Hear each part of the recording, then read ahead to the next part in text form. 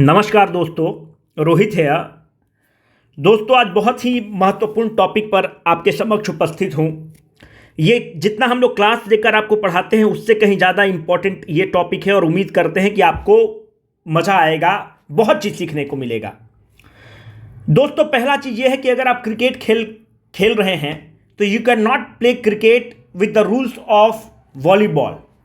आपको पता होना चाहिए कि जो खेल रहे हैं उसके नियम क्या हैं, उसके कायदे क्या हैं, कब फॉल हो जाएगा, कब आप अगर फुटबॉल खेल रहे हैं तो कब फॉल हो जाएगा, कब पेनाल्टी कैसे लग जाएगा। अगर आपको ये पता है तो आप रेस जीत सकते हैं, खेल जीत सकते हैं। दोस्तों, अंग्रेजी मीडियम में कॉपी इंटरनेट पर बहुत कम ही अवेलेबल था, हम तो नहीं देख पाए हैं। आज आपके समक्ष हम उपस्थित हुए हैं एक ऐसा कॉपी लेकर जो हमारे रेजोनेंस बैच के छोटे भाई हैं। हम लोग का रेजोनेंस बैच है वो हम लोग का बहुत ही प्रीमियम बैच है और उसके लिए एक हमारे छोटे भाई हैं, छोटे भाई के समान हैं। इनका नाम है मोहिनीश वत्स। मोहिनीश का केस ये है कि जब हम लोग टेस्ट वगैरह लेते थे तो देखते थे कि एक लड़का है जो हम लोग के टेस्ट में हमेशा टॉप 3 में रैंक लेकर आ रहा है। तो हम लोग जो टॉप 3 वगैरह में रैंक लेकर आता था तो उस पर हम लोग वर्क करते हैं कि क्या इनका कंडीशंस है, इनको थोड़ा सा और ट्रेन किया जाए, इनको थोड़ा सा और मेंटरिंग दिया जाए ताकि ये अच्छा रैंक लेकर आ सके। तो ये प्रीलिम्स के चैंपियन आदमी है। जब 108 नंबर भी कट ऑफ गया है तो इनका 110 नंबर कट ऑफ नंबर रहा है। सीनियर खिलाड़ी भी नहीं है, पहला अटेम्प्ट है, सेकेंड अटेम्प्ट है। तो सब महत्वपूर्ण चीज़ ये है कि मोहिनीश का 110 नंबर है, पर मेंस में अगर आप इनको देखें तो एक कैटेगरी इनका जनरल है, ईडब्ल्यूएस वगैरह कुछ भी इनका कैटेगरी नहीं है। अगर इनके पास 30-40 नंबर और होता तो ये सिलेक्ट हो जाते, बहुत आसानी से सिलेक्ट हो जाते, पर उस समय इनकी तैयारी नहीं थी। अभी हमारे रेजोनेंस बैच में है और इन पर हम लोग बहुत वर्क कर रहे हैं। अगर भगवान चाहे, अगर सब कुछ रहा तो इस बार भी इनके पीटी बहुत कंफर्टेबली ये क्लियर कर रहे हैं और इन पर हम लोग मेंस में वर्क कर रहे हैं और इनका सिलेक्शन हो जाना चाहिए, भगवान चाहेंगे तो, सब चीज़ अच्छा रहा तो मोहिनीश का कॉपी हम लोग के पास अवेलेबल है। अपने टेलीग्राम ग्रुप में इनका कॉपी का हम पीडीएफ आपको डाल देंगे ताकि आपको पता चल सके कि बीपीएससी कैसा मार्किंग करता है। देखिए, बीपीएससी का मार्किंग आप देखेंगे तो मैं पर्सनली दीवाना हो गया हूं कि भाई कितना सही मार्किंग होता है। यूनिवर्सिटी का कॉपी नहीं है कि आप नॉनसेंस लिख दिए और मास्टर जो है 10 नंबर एवरेज मार्किंग बैठाकर चला गया। आप इनका कॉपी देखेंगे तो आपको पसंद आएगा कि कितना सही मार्किंग किया गया है, कितना जायज़ मार्किंग किया गया है। कहाँ पे बीपीएससी नहीं पसंद करता है नंबर देना, कहाँ पे अगर आप लिखेंगे तो नंबर देता है बीपीएससी। तो पहले हम लोग गलती देखते हैं कि कहाँ बीपीएससी नंबर नहीं देता है। ये इनका नंबर है, यहाँ पर देखिए कि 123 नंबर इनका है। इस पेपर में यह आदमी बहुत कंफर्टेबली 50 नंबर बढ़ा सकते थे, बहुत कंफर्टेबली इनका पेपर एनालाइज करने के बाद लगा। अभी हम आपको दिखाएंगे, पर उस समय इनका तैयारी नहीं था, अब इन पर हम लोग वर्क कर रहे हैं। तो पहले हम लोग देखते हैं कि गलती कहाँ है, कहाँ बीपीएससी नंबर नहीं देता है। तो हम लोग पहले देखते हैं कि कहाँ नहीं दे रहा है बीपीएससी नंबर। देखिए, बीपीएससी नंबर यहाँ पर बिल्कुल देना पसंद नहीं करता है।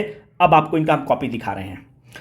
कॉपी देखने के पहले अगर आप इनका ध्यान से देखिए तो इस पूरे कॉपी पर यहाँ पर शुरू में अगर आप देखिएगा तो यहाँ पर इनको 5 नंबर दिया गया है। इस कॉपी में देखिए, he has got only 5 marks.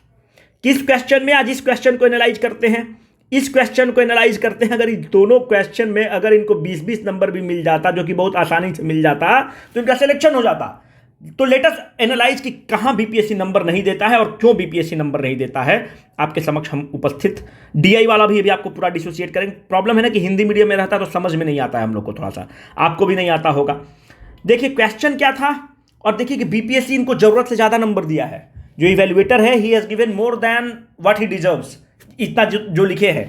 Question था कि examine the recent basic feature, keyword क्या है? Basic feature and provision of आत्मनिर्भर भारत रोजगार योजना, जो उस समय खूब न्यूज में था, पर मोहिनीश उस समय पढ़ते नहीं थे, मेंस आंसर राइटिंग करते नहीं थे, पीटी के चैंपियन आदमी थे। अब इनको जबरदस्ती रोज रगड़ के लिखवाते हैं वेबसाइट पर। After the spread of the कोविड-19 pandemic with the special reference to the India, मतलब कीवर्ड इसमें क्या है? इसमें कीवर्ड है कि आप, क्वेश्चन पूछ रहा है कि आप आत्मनिर्भर भारत रोजगार योजना जो है, जो कि आत्मनिर्भर भारत पैकेज के तहत जो 3.0 था उसके तहत लॉन्च हुआ था, उसके फीचर्स के बारे में बताओ, उसके बारे में बताओ। सिंपल सा क्वेश्चन है। भाई क्या लिखते हैं आप आंसर देखिए। भाई का आंसर क्या है कि आत्मनिर्भर Bharat Rozgar Yojana was launch by the government of India to aid the poor and weaker labour force farmer to fight this pandemic. भाई का यही एक काम का है और इसी के लिए भाई को 5 नंबर दे दिया है। जो रिव्यूअर हैं, जो कॉपी चेक किए हैं, यही सेंटेंस के लिए दिए हैं, क्योंकि बाद में इनका आप सेंटेंस देखिए क्या लिखते हैं। ये With the spread of the COVID, eventually every sector of the economy was shut for a period of about 6 से 8 months, after which when the lockdown was exempted, some of the sectors were restrictively opened. Major issue. With the spread of the disease, hotel, restaurant, factory, gym, etc. were shut down to counter the rise inflation. This sector employs the majority of the workers which were, ये बता रहे हैं कि hotel वोटल बंद हो गया, उसके लिए ये कारण बता रहे हैं कि क्या क्या हो रहा है, कोई मतलब नहीं है, कोई रिलेशन नहीं है। क्वेश्चन क्या है कि भाई तुम बताओ आत्मनिर्भर भारत रोजगार योजना का फीचर बता दो। भाई बता रहे हैं कि with decrease in the demand through industries the price of the good fall which led to the deflation. कोई मतलब नहीं, इन्फ्लेशन डिफ्लेशन भाई बात कर रहा है, उसका कोई मतलब नहीं आत्मनिर्भर भारत रोजगार योजना से। Country is already burden with the health crisis, decrease in the bed available for the critical parties, lack of oxygen cylinder and concentrator, black marketing of the vital medicine like the remdesivir. भाई का कोई मतलब नहीं, बता रहा है कि देश में कोविड-19 के चलते क्या क्या हो रहा है, ऑक्सीजन का कमी हो जा रहा है। ऑल्दो द गवर्नमेंट है बजट सपोर्ट हेल्थ केयर पे भाई फोकस कर रहा है, आत्मनिर्भर भारत रोजगार योजना का कुछ भी मतलब नहीं है। ठीक है भाई, अब इसने बताना स्टार्ट किया कि अब जो पीडीएस के थ्रू पैसा मिलता था, खाना मिलता था, 5 किलो ग्रेन की बात हो रही, कोई रिलेशन नहीं है। पूछ रहा है आम, भाई बता रहा है इमली। एलपीजी सिलेंडर तक भी भाई पहुंच गया, मतलब भाई कर क्या रहा है, कॉपी भर रहा है। देखिए रिव्यूअर जो है कॉपी मार रहा है क्वेश्चन पे क्वेश्चन कि भाई तुम लिखना क्या चाह रहे हो, बता तो दो। कोलैटरल फ्री लोन कोई मतलब नहीं, कोई मतलब नहीं। रीफाइनेंसिंग थ्रू नाबार्ड कोई मतलब नहीं। मिड डे मील की बात कर रहा है, कोई मतलब नहीं। रिव्यूअर साहब परेशान हैं। अब भाई आरोग्य सेतु ऐप पर आ गया है, कोविन पर आ गया है, उमंग पीपल, मतलब जो भाई को मन कर रहा है लिख रहा है, बस कॉपी भर रहा है ना। जैसे यूनिवर्सिटी में क्या होता है कि आपने कॉपी भर दिया, आपको एवरेज नंबर 10 का हो गया। मतलब I am stunned by the marking scheme of the BPSC, what a genuine marking दिया गया है। अब देखिए रोजगार योजना कुछ भी नहीं, कोई काम का नहीं है। लिखता है job creation in the formal sector का बात है, क्वेश्चन का बात करता है, फिर भी इनको 5 नंबर दिया है। और 5 नंबर क्यों मिला है, इंट्रोडक्शन पे केवल इनको मिला है। लोग बोलता है कि बीपीएससी खराब मार्किंग करता है, इतना बेहतरीन मार्किंग है कि आप दीवाना बन जाइएगा। अब देखिए इनको लिखना क्या था, ये लिख के क्या आए हैं, क्या कायदे से इनको लिखना चाहिए था। कायदे से इनको लिखना चाहिए था, कायदे से इनको क्या लिखना चाहिए था। Let us start. कायदे से ये क्वेश्चन पूछ रहा है आत्मनिर्भर भारत रोजगार योजना के बारे में, तो कायदे से इनको लिखना चाहिए था कि लेट अस स्टार्ट। हम थोड़ा सा आपको बेसिक देते हैं, आपको कायदे से ये लिखते कि आत्मनिर्भर, बेसिक क्वेश्चन क्या है, basic feature and the provision of आत्मनिर्भर भारत रोजगार योजना। अगर हम होते तो हम क्या लिखते, हम लिखते कि इंडियन इकोनॉमी, ऐसे नहीं लिखते, थोड़ा सा ही ज़्यादा हो गया, ऐसे लिखते कि आफ्टर द लॉकडाउन। अब क्वेश्चन को समझिए कि हम एग्जाम में बैठे हुए थे तब क्या लिखते, आफ्टर द लॉकडाउन, ठीक है, after the lockdown Indian economy was skating on a very thin ice. देखो इंडियन इकोनॉमी हम शॉर्ट में लिख रहे हैं, ठीक है, was skating on a very thin ice. देखिए इंट्रो और कंक्लूजन को हमेशा अच्छा रखना है, क्योंकि कंक्लूजन में क्या होता है कि फाइनल पढ़ के आपको नंबर देता है। अब देखिए इसको थोड़ा सा हम अंडरलाइन कर देंगे, थोड़ा सा एक कीवर्ड टाइप का हो गया ना, skating on a very thin ice. आपको लग रहा हो कि बहुत फैंसी वर्ड है, पर इसको हम हर जगह चिपकाएंगे, है ना, तो थोड़ा सा रेडीमेड इंट्रोडक्शन है। After the lockdown the Indian economy was skating on a very thin ice. In that scenario, simple सा इंट्रोडक्शन रखते, इन दैट सिनेरियो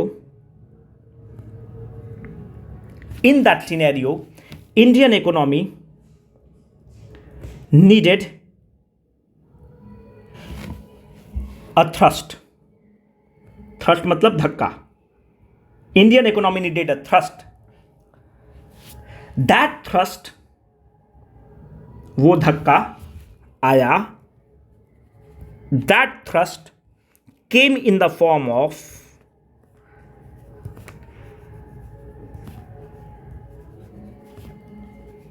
आत्मनिर्भर, आप पूरा लिखेंगे है ना, that thrust came in the form of आत्मनिर्भर भारत रोजगार योजना।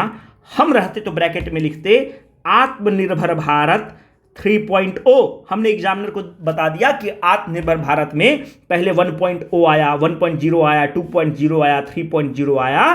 तो ये उस समय का बहुत हिट टॉपिक है ना। तो ये हमने एग्जामिनर को लिख दिया, छोटा सा इंट्रोडक्शन लिया। अब हम सीधा घुसेंगे बॉडी में। बॉडी क्या कह रहा है कि पूछ रहा है कि ऑब्जेक्टिव और फीचर ऑफ बताओ आत्मनिर्भर भारत रोजगार योजना।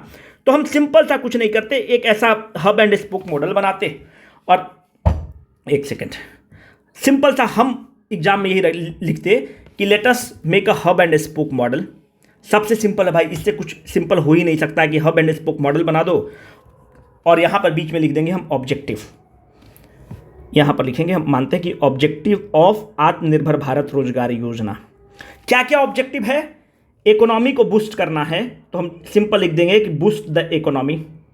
आप पूरा लिखेंगे, ठीक है। To boost the economy, increase the employment generation. अब कैसे होगा वो हम आगे बताएंगे, हम आगे इसको एक्सप्लेन कर देंगे। Increase the employment generation. और क्या है? To incentivise the new employment. जो नया रोजगार होगा उसको इंसेंटिवाइज करेंगे, उसको हेल्प करेंगे, उसको हैंड होल्डिंग प्रोवाइड करेंगे। Restore the lost employment. जो लॉस्ट एम्प्लॉयमेंट, जो समय नौकरी चला गया, उसको रीस्टोर करने की कोशिश करेंगे, ठीक है। वीडियो शॉर्ट करने के लिए छोटा छोटा लिख रहे हैं। एक और यहां पर पॉइंट लिख देते, या फिर अगर ऐसा पॉइंट होता तो इसको हम पेंटागोनल बना लेते, जैसा कि रोज बनाते हैं। तो minimise the socio economic impact, minimise the socio economic impact of pandemic. हमने क्या किया? बहुत ही काम को आसान कर दिया। इंपैक्ट ऑफ पैंडेमिक, हमने 5 पॉइंट लिख दिया कि भाई इसका आत्मनिर्भर भारत रोजगार योजना का ऑब्जेक्टिव क्या है। एक छोटा सा इंट्रोडक्शन लिख दिया, ऑब्जेक्टिव हम बता दिए। अब हम क्या करेंगे? पूछ रहा है कि फीचर और प्रोविजन ऑफ आत्मनिर्भर भारत रोजगार योजना बताओ।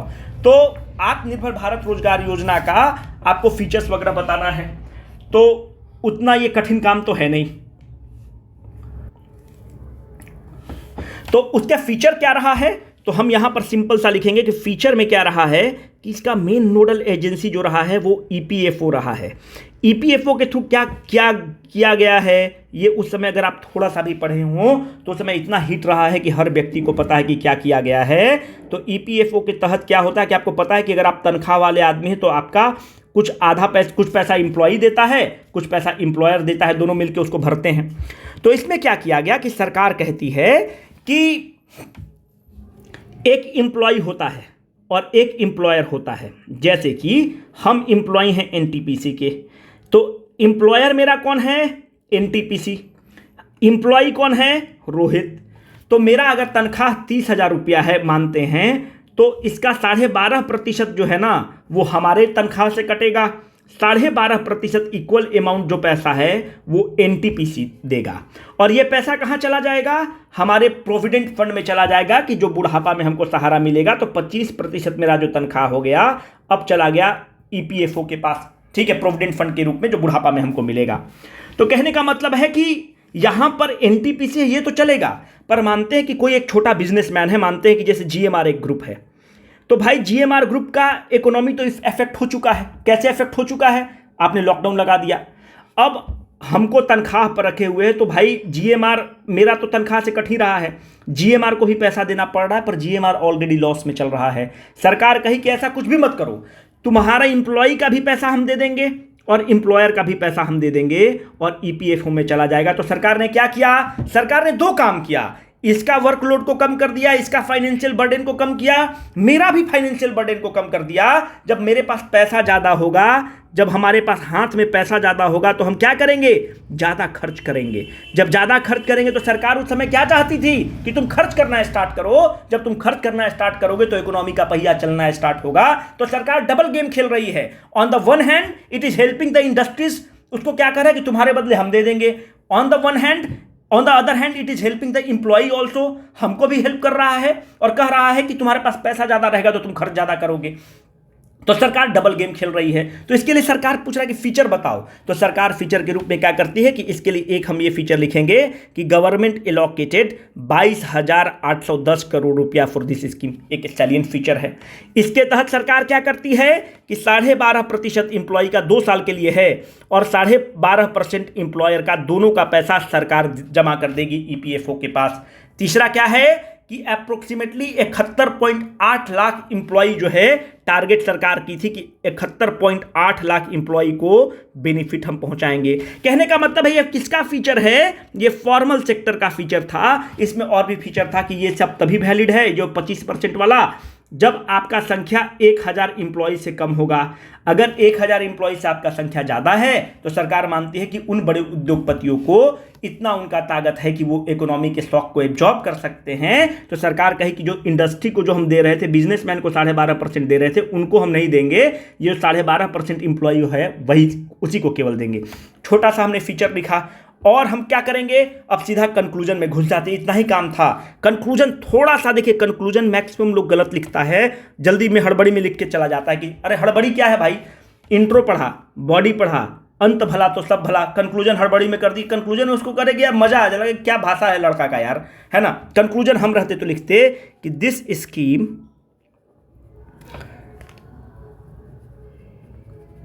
इज बीइंग इम्प्लीमेंटेड, उस समय के हिसाब से हम लिख रहे हैं, ठीक है। This scheme is being implemented by EPFO। हमने क्या किया, यहां पर जाते जाते उनके नॉलेज में कॉपी चेक करके दे दिए कि भाई देखो हमको ये भी पता है कि EPFO इसको इंप्लीमेंट कर रहा है, ठीक है।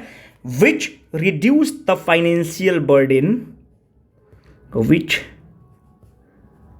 reduced the financial burden on employ plus employer, आप पूरा लिखेंगे एम्प्लॉय एंड एम्प्लॉयर बोथ, ठीक है। दिस विल हेल्प, सेंटेंस ठीक चल रहा है ना, हाँ। This will help the industry to hire more, उस समय हायरिंग कम हो रहा था, हायर मोर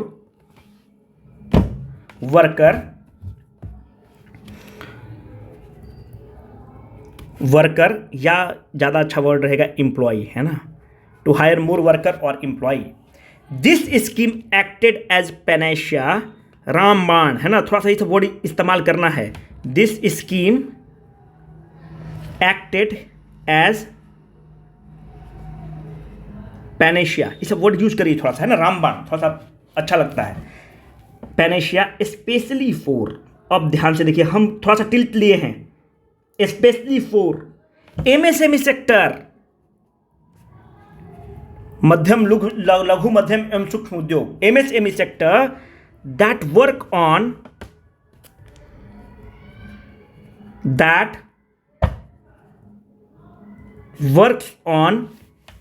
अ रेजर थिन मार्जिन, थोड़ा सा इस तरह का वर्ड भी प्रयोग करिए, है ना, that work on razor thin margin, इसलिए बोलते हैं कि अखबार रोज पढ़िए। ये सब वर्ड मेरा कुछ भी नहीं, सारा चुराया हुआ है, ठीक है। प्रताप भानु मेहता का आर्टिकल है, उससे चुरा कर ले लेना है, या तो अगर आप अपने कर सकते हैं तो बहुत अच्छा है, तो हम ऐसे चुराते हैं तो हम आपको बता दे रहे हैं, हम ऐसे चोरी करते हैं। MSME sector that work on a razor thin margin and employs many, ठीक है, सिंपल ही रखते हैं, and employs many. This scheme will provide, उस समय के इस हिसाब से है, इससे चल रहा है, this scheme will provide the much needed oxygen. अब देखिए हम अपना भाषा का थोड़ा सा प्रयोग कर रहे हैं कि थोड़ा सा फ्लावरी लगे, है ना। जैसे अगर आपकी कोई गर्लफ्रेंड है या कोई लड़की है तो आप क्या कहते हैं, कविता बोलते हैं, अच्छा तरीका से आप पेश आते हैं, बस वही समझिए कि एकदम रुझा लेना है इवैल्यूएटर को। This scheme will provide the much needed oxygen to the economy which is gasping for it, जो एकदम सांस के लेने के लिए तड़प रहा है, विच इज गैस्पिंग फॉर इट। एक डिस्क्लेमर दे देते हैं भाई, ये मॉडल आंसर से बेहतर आप लिख सकते हैं। हम बस एक प्रयास किए आपको एक आईना देने के लिए कि इस तरह से लिखा जा सकता है। ये कोई मॉडल आंसर नहीं है, इससे अच्छा आप लिख सकते हैं। हम बस प्रयास किए हैं कि ऐसा लिखा जाता तो ज़्यादा अच्छा था। और भी हम लोग वीडियो लेकर आएंगे। अब जो नए लोग वीडियो को देख रहे हैं, आपके लिए एक करबद्ध विनती है। हम लोग का एक वेबसाइट है, उस वेबसाइट का नाम है bpscconceptwala.com। हम लोग मोहिनीस ऐसे कैंडिडेट के लिए ही इसको स्टार्ट किए हैं। इसके तहत क्या है कि प्रतिदिन हम लोग वहाँ पर एक क्वेश्चन दिन में 11 बजे दे देते हैं। आपसे रोज़ विनती करते हैं कि आप इसका आंसर लिखिए। आपको आंसर लिख के उसके डिस्कशन सेगमेंट में जाकर मोबाइल से फ़ोटो खींच के अपलोड कर देना है। शाम में 7-8 बजे हम लोग का जो बीपीएससी कंसेप्ट वाला का टीम है वो इसका आपको मॉडल उत्तर प्रोवाइड कर देता है अपने टेलीग्राम ग्रुप में। उसके बाद आपको क्या करना है कि ये जो आप आंसर अपलोड करते हैं इसका रिव्यू होता है। जो दोस्त यार उस पर आंसर लिखे हैं वो भी आपके इस आंसर को रिव्यू करते हैं। और BCW का एक डेडिकेटेड टीम है जो आपको फीडबैक देती है कि क्या सुधार की ज़रूरत है। तो इस तरह से आप आंसर राइटिंग का मात्र एक ही उपाय है, कोई रिटेन उपाय नहीं है दोस्त। पीटी खूब पास कर लोगे 120 नंबर लाकर, मेंस में अगर इस तरह की गलती करोगे तो नहीं सिलेक्शन हो पाएगा। तो मेरा करबद्ध विनती है कि आप कुछ मत करिए, आप 50 क्वेश्चन को रद्दी मान के लिख के फेंक दीजिए कि बस हम रद्दी मान के सोन पापड़ी खा जाएंगे। बस आप लिखिए, अगर आपके पास दो चीज़ नहीं डेवलप कर गया है, एक फ्लो भाषा में प्रवाह और एक फ्लेयर किसी विषय पर कलम उठाकर लिख देने की ताकत, अगर ये दोनों चीज़ आप में आ गया उसी दिन आपका सिलेक्शन हो जाएगा।